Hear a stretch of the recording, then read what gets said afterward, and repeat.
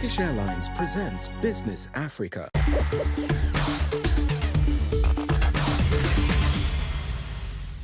Bienvenue dans cette nouvelle édition de Business Africa. Je suis Afolake Oyinloye. Voici les titres de la semaine. L'Afrique doit se réapproprier son histoire. Des idées reçues à la puissance économique. Nous examinons comment une communication stratégique et des leaders tels que Dorothea Hodge aident le continent à redorer son blason à l'échelle mondiale. Les emplois dans le secteur de l'énergie solaire photovoltaïque ont augmenté de 23%, ce qui élargit l'accès à l'énergie et crée des opportunités économiques à travers l'Afrique. L'intelligence artificielle gagne du terrain à travers l'Afrique, de l'adoption croissante à l'augmentation des investissements. Les dirigeants s'efforcent de faire en sorte que personne ne soit laissé pour compte dans la révolution numérique. La souveraineté narrative émerge comme la nouvelle frontière économique de l'Afrique. Des experts tels que Dorothea Hodge aident les pays à combler le fossé entre la perception et la réalité, ouvrant ainsi de nouvelles voies pour l'investissement et la croissance. En raison des récits dépassés sur leur instabilité, les pays africains sont souvent perçus comme à haut risque par les agences de notation mondiale, ce qui coûte chaque année au continent des milliards de dollars en frais d'emprunt gonflés, argent qui devrait servir à construire des écoles et des hôpitaux. Mais certains parviennent à réécrire le scénario. Prenons l'exemple du Rwanda et de ses projets phares tels que le Centre financier international de Kigali, KIFC, autrefois marqué par une histoire de conflit. Ce petit pays d'Afrique de l'Est a stratégiquement pivoté pour devenir un centre financier de premier plan, en mettant en œuvre des cadres réglementaires et des normes de transparence de classe mondiale alignés sur ceux de l'OCDE. Le KIFC ne se contente pas de demander la confiance, il la construit. C'est le travail d'experts tels que Dorothea Hodge, ancienne conseillère du gouvernement de Tony Blair. Elle a fondé Aequitas Global afin d'aider des institutions visionnaires telles que le KIFC et la Banque africaine de développement à combler le fossé entre la perception et la réalité. Elle affirme que la souveraineté narrative, c'est-à-dire le pouvoir de définir sa propre vérité économique, est la prochaine frontière pour les entreprises africaines.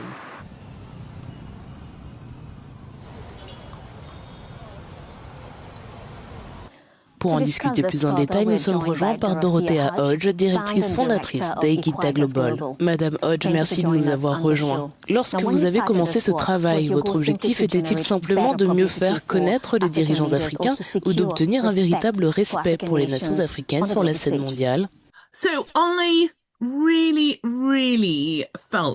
Dès la fondation d'Aequitas, j'avais une ambition clairement définie. Je voulais construire un cabinet de conseil stratégique de classe mondiale, capable de valoriser la réputation de leaders visionnaires et d'organisations à travers le monde, qu'ils viennent d'Afrique, des Caraïbes ou du Sud global, afin de faire en sorte qu'ils soient vus, entendus et respectés sur la scène internationale. 16 ans plus tard, je peux dire avec fierté que l'équipe d'Aequitas a largement concrétisé cette ambition. Nous avons travaillé avec les 19 pays les plus touchés par les conflits dans le monde en les appuyant dans leur campagne pour maintenir un soutien mondial et faciliter leur transition vers la paix.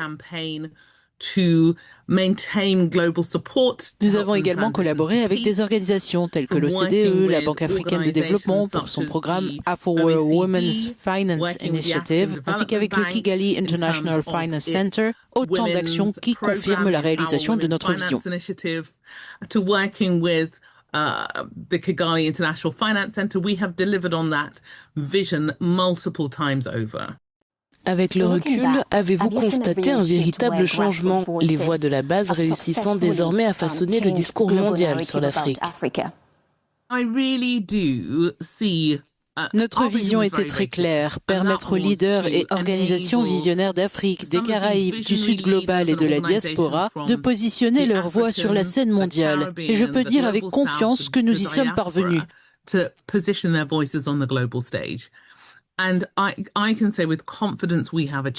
Nous avons aidé certaines de ces voix à se faire entendre sur la scène mondiale et à faire reconnaître leurs idées, leurs campagnes et leurs idéaux.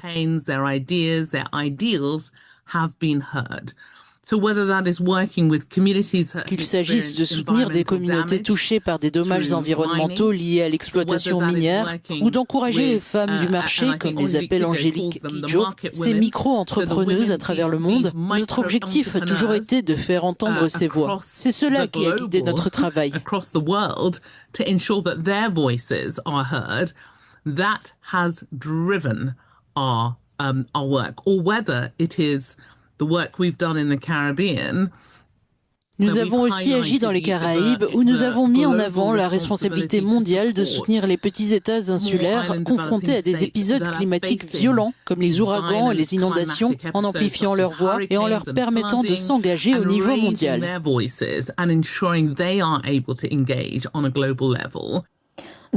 Pensez-vous que la communauté internationale écoute différemment les voix de la diaspora et du continent par rapport à il y a 10 ans?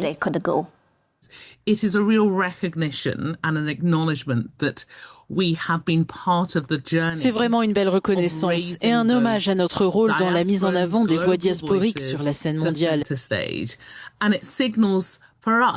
Cela nous indique aussi que le monde commence à prêter attention à certaines de ces voix, à ces innovations incroyables, ces idées remarquables, ces idéaux exceptionnels. So it is an honor, but the work has only just started from my perspective, because à mon avis, tant que nous n'aurons pas aidé les pays à améliorer les conditions de vie des populations et à sortir les gens de la pauvreté, tant que chaque enfant n'aura pas accès à l'eau potable, à l'éducation et aux soins de santé, notre travail ne sera pas terminé. Cette reconnaissance de notre travail est un bon début, mais le chemin reste encore long.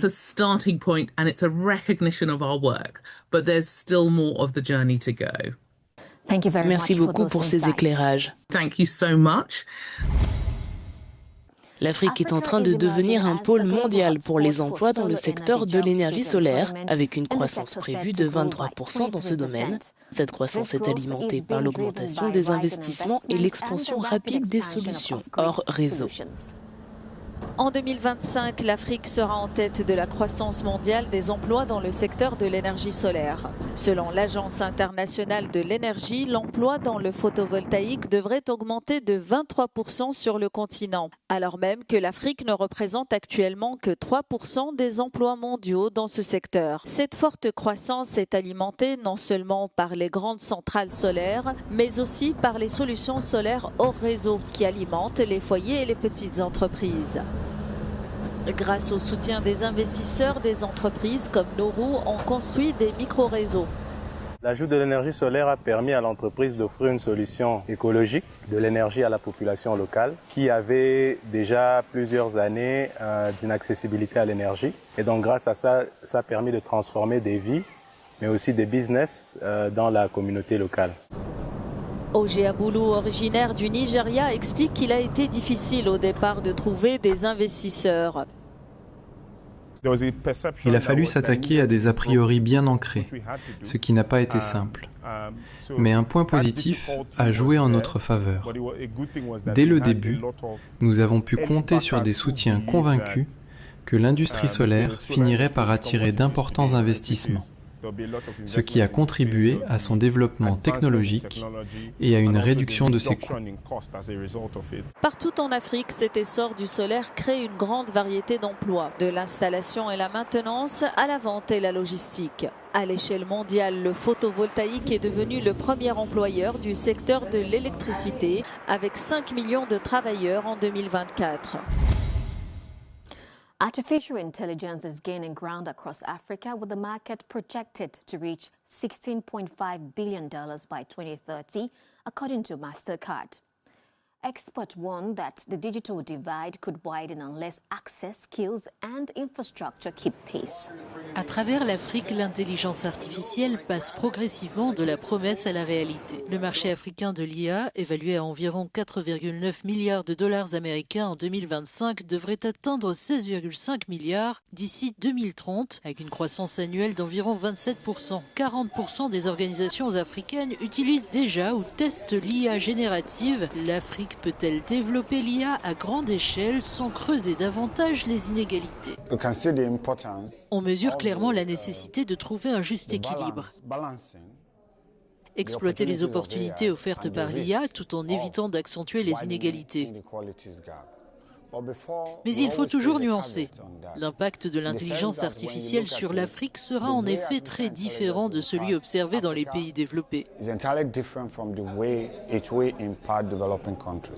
D'après McKinsey, l'IA générative pourrait générer entre 61 et 103 milliards de dollars par an pour l'économie africaine, notamment dans le commerce de détail, les télécommunications et les services publics. Cependant, la faiblesse des infrastructures et l'inégalité d'accès à la connectivité risquent de concentrer ces bénéfices seulement dans les régions les mieux équipées.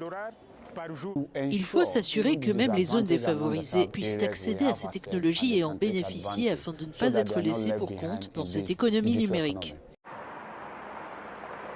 Si un nombre croissant de pays adoptent des cadres éthiques pour l'IA et la gouvernance des données, il reste indispensable d'investir massivement dans les technologies et les infrastructures pour transformer la promesse en véritable impact.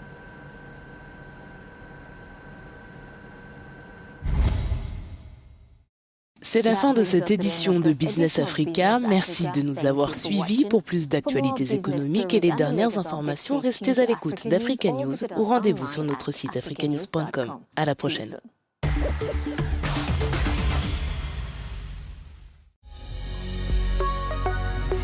Business Africa was presented by Turkish Airlines.